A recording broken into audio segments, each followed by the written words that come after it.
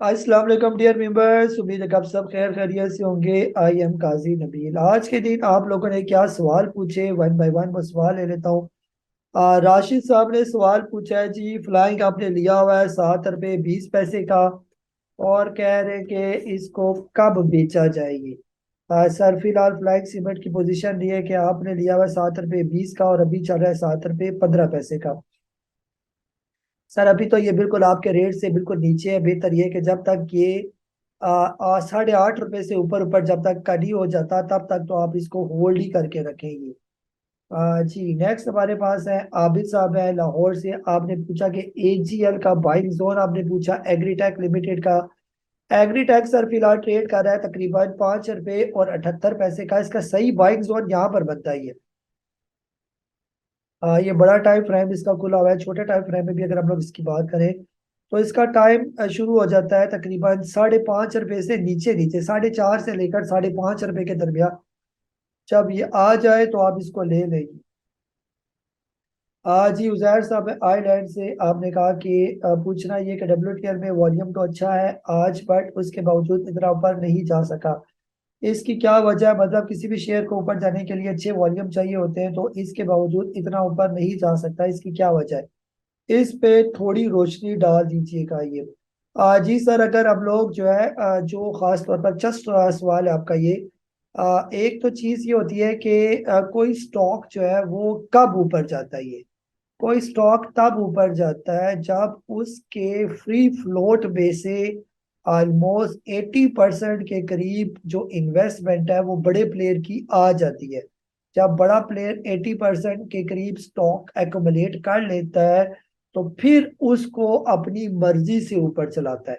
तो डब्ल्यूटीएल के अंदर वॉल्यूम बन रहा है, बन रहा है, बन रहा है, लेकिन अभी उसके कंट्रोल में नहीं आया जो बड़ा प्लेयर है। जब उसके कंट्रोल में मोर देन 80% स्टॉक आ जाएंगे, तो बस फिर वो थोड़े थोड़े भी लेगा तो स्टॉक ऊपर भागता जाएगा। ये फिर जो जो ऊपर भागता जाएगा तो आप लोग भी फिर पीछे उसके आते जाएंगे, और उसके साथ साथ जब आवाम पीछे पड़ जाती है तो स्टॉक और भी तेज हो जाता है। तो फिर वो जो 80% वाला जो बड़ा प्लेयर होता है, वो फिर आहिस्ता आहिस्ता करके अपना माल जो है वो छोड़ता जाता है। ये तो ये तरीका है स्टॉक मार्केट के अंदर कैसे स्टॉक ऊपर जाता है।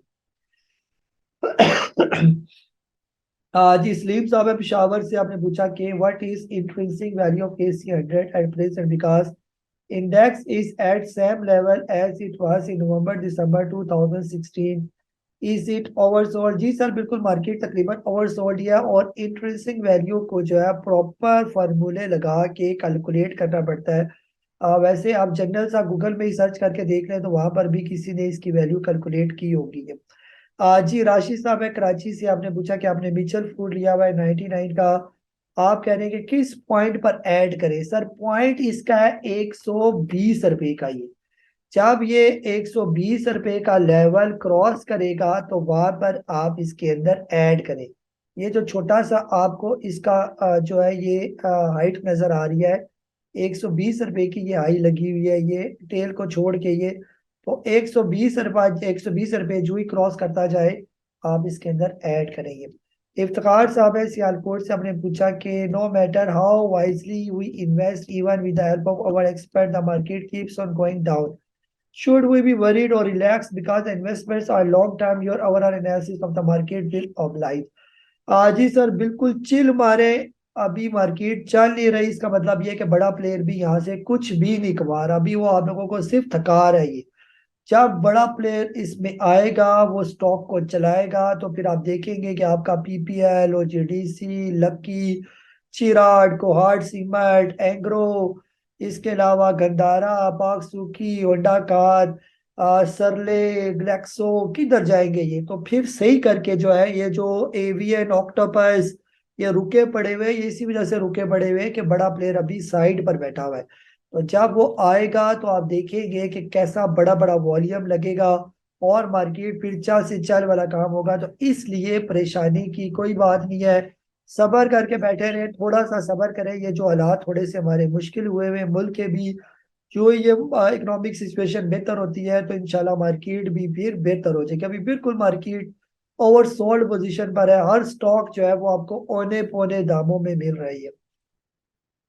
जी शाकिर साहब है इस्लामाबाद से, आपने पूछा कि सिस्टम का बता दें। टीपी 430 की बाइंग है और एनआरएल आपने लिया हुआ है, लॉट केमिकल भी लिया हुआ है। जी सर, सबसे पहले आपने पूछा कि जो सिस्टम है, सिस्टम का रोज ही तकरीबन मैं रिव्यू आपको बताता रहता हूँ। सिस्टम फिलहाल इसका कोई टीपी नहीं बनता।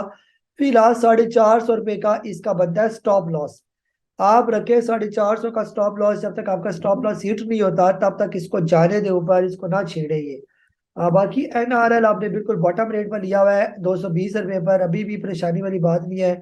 जब ये पहुंच जाए तकरीबन 270 रुपये से ऊपर ऊपर, फिर आप इसको बेचने का सोचेंगे, अभी इसको भी रखी रखेंगे। और तीसरा स्टॉक था आपका लॉट कैम। लॉट कैम फिलहाल ट्रेड कर रहा है 29 रुपये का। इसका स्टॉप लॉस रखें आप 27 रुपये का, और इसका प्रॉफिट टेकिंग लेवल आपका होना चाहिए कम अज कम 34 रुपये का ये, और स्टॉप लॉस आपने इसका इग्नोर नहीं करना। जी कामरान साहब है मदीना मनवरा से, आपने पूछा कि मिचल फ्रूट के फंडामेंटल्स तो ठीक नहीं है, फिर आप क्यों इसे खरीदना रिकमेंड करते हैं? क्या नजम सेठी के इस्तीफे से ये ठीक हो गई है? तालीमी मालूमात के लिए इस पर रोशनी डालिए, इसमें क्या खास बात नजर नजर आई? जी सर, मिचल फ्रूट के जो फंडामेंटल्स हैं, अगर यानी सबसे पहली चीज तो ये होती है कि क्या कोई स्टॉक जो है वो फंडामेंटली ऊपर जाता है या टेक्निकली ऊपर जाता है। ये दो चीजें। फंडामेंटली जो होते हैं वो ज्यादातर एक्सपर्ट लोग होते हैं, जो जिन्होंने अकाउंट्स वगैरह या जिन्होंने जो है वो कंपनी की फाइनेंशियल्स को इंटरेस्ट के साथ पढ़ा होता है, और वो उसको देखते हैं कि कंपनी की ग्रोथ कितनी हो रही है और कंपनी की क्या पोजीशन हो रही होती है। और हम जैसे जो थोड़े बहुत कम पढ़े लिखे लोग होते हैं, हम मार्केट के टेक्निकल्स को देखकर जो है वो आपको प्रेडिक्ट करते हैं।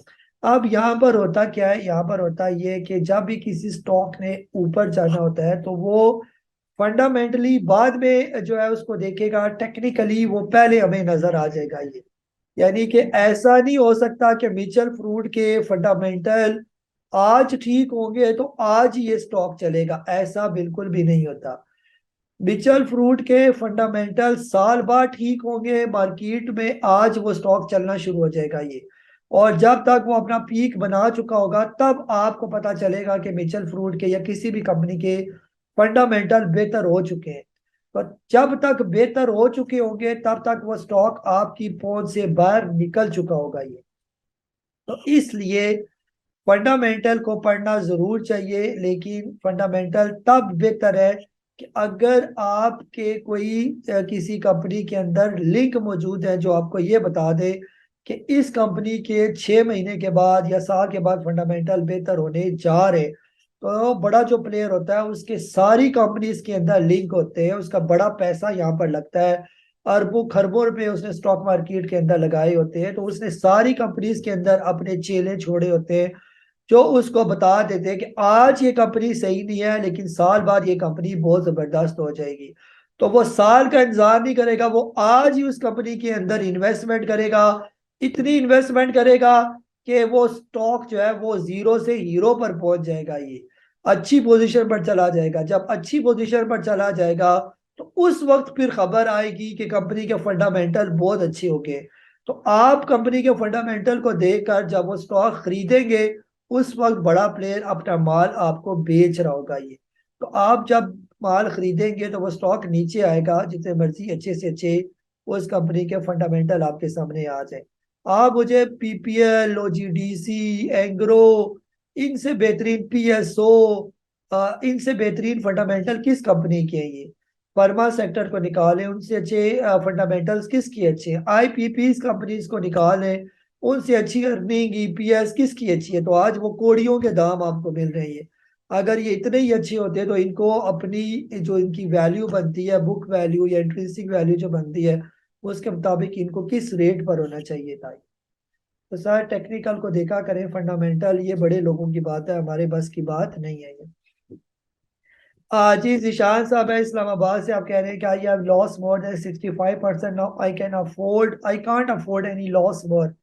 Today I bought all WTL share buying at 1.47। अब मैं कितनी देर तक होल्ड करूं और किस रेट में प्रॉफिट? सर डब्ल्यूटीएल का जो रेट है वो कम अज कम जो है वो 4, 4.5 पे और फिर 14 रुपए। अगर आप इसको 3-4 साल तक वेट कर सकते हैं तो बैठे रहे और इंशाल्लाह आपका सारा लॉस कवर हो जाएगा। ये सब्र वाली गेम है, यहाँ पर बर्दाश्त करना पड़ता है और हौसला रखना पड़ता है ये। जी आमिद महमूद साहब है कराची से, आपने पूछा कि BGL has it upper lock today 9.67, what should be short term TP. आपने 9.36 का लिया हुआ सर। मैंने दूसरी वीडियो में वैसे बीजीएल को बड़ा रिव्यू किया आज के दिन, आप वो भी देख लें बीजीएल को। ये मैंने इसका चार्ट वहां पर भी बना के बताया हुआ है। ये बीजीएल का फिलहाल शॉर्ट टर्म टारगेट 10.98 का है ये। बहरहाल इसका मैंने पूरा रिव्यू जो मेरी यूट्यूब पर वीडियो अपलोड हुई है वहां पर भी मैंने दिया, आप वहां पर भी काइंडली इसको देख लें।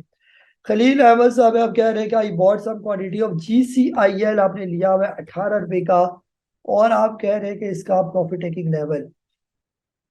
जी सर, फिलहाल जो GCIL है आज इसने अच्छी कैंडल बनाई, फिलहाल आप इसका स्टॉप लॉस रखें तकरीबन 17 रुपए का। और प्रॉफिट टेकिंग लेवल जो पहला प्रॉफिट टेकिंग लेवल अभी आपने 18 रुपए का लिया हुआ है, तो बेहतर ये कि फिर यहाँ पर आप तकरीबन 19.5 रुपए से ऊपर ऊपर का प्रॉफिट टेकिंग का सोचें ये।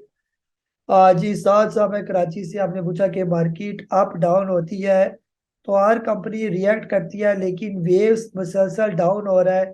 आप 2-3 रोज से सो रिएक्ट भी नहीं कर रहा, सिर्फ 10-20 पैसा अप डाउन कर रहा है, ये ऐसा बिहेवियर क्यों कर रहा है ये। जी सर, जब कोई स्टॉक बिल्कुल नैरो बैंड में मूव करना शुरू हो जाए, बिल्कुल यानी कि छोटा बैंड इसका हो जाए और बिल्कुल छोटे छोटे पैसों में वो मूव करना शुरू हो जाए, तो इसका मतलब समझ जाए कि अब इसके अंदर खामोशी आने वाली है और ये स्टॉक बस अब जितनी इसने करेक्शन करनी थी ये करेक्शन कर चुका है और ये मुसलसल करेक्शन में लगा हुआ है ये। तो ये इसका तकरीबन बॉटम रेट पहुंच चुका है, तो बेहतर ये कि मायूस ना हो। जिसके पास वेव्स पड़ा हुआ है या जिसके पास पाक इलेक्ट्रॉन पड़ा हुआ है, इंशाल्लाह ये स्टॉक भी यानी कि अनकरीब आप देखेंगे जो ही वॉल्यूम आना शुरू हो जाएगा मार्केट में तो ये स्टॉक दोबारा परफॉर्म करेंगे ये। तो इसका वेव्स का कम से कम टारगेट 18-20 रुपए और पाक इलेक्ट्रॉन का कम से कम 30-35 रुपए का नॉर्मल टारगेट है और ये अपने टारगेट पर जरूर पहुंचेंगे। अपना बहुत सारा ख्याल रखें, मुझे काजी नबील को इजाजत दे, अल्लाह हाफिज।